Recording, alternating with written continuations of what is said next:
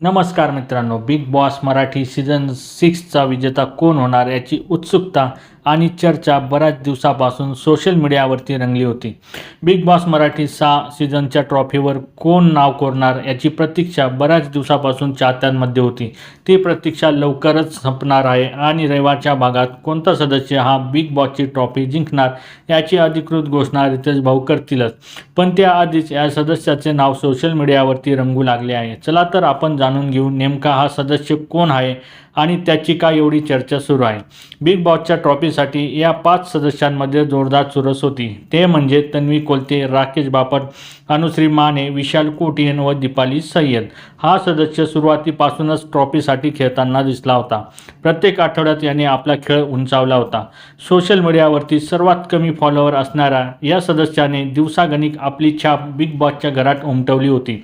Task असो, तंटा असो, loyalty असो, गेम स्ट्रॅटेजी असो किंवा नाते जपणे असो, अशा प्रत्येक ठिकाणी हा सदस्य आपल्याला दिसला होता. प्रत्येक पाऊच्या धक्क्यावर या सदस्याची चर्चा आपल्याला बघायला मिळाली होती. या सदस्याचा गेम फेक आहे, प्रत्येक वेळेस हा ड्रामा करतो, असे बरेच आरोप या सदस्यावर झाले होते.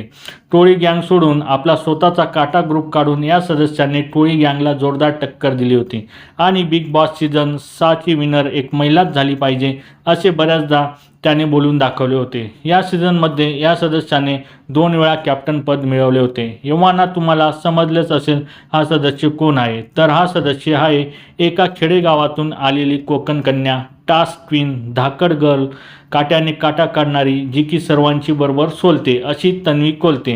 हो, या सदस्याने बाकीच्या सदस्यांना धोबी पछाड देऊन बिग बॉस मराठी सीझन 6च्या ट्रॉफीवर आपलं नाव कोरलं आहे. याची अधिकृत घोषणा रितेश भाऊ रविवारच्या भागात करतीलच.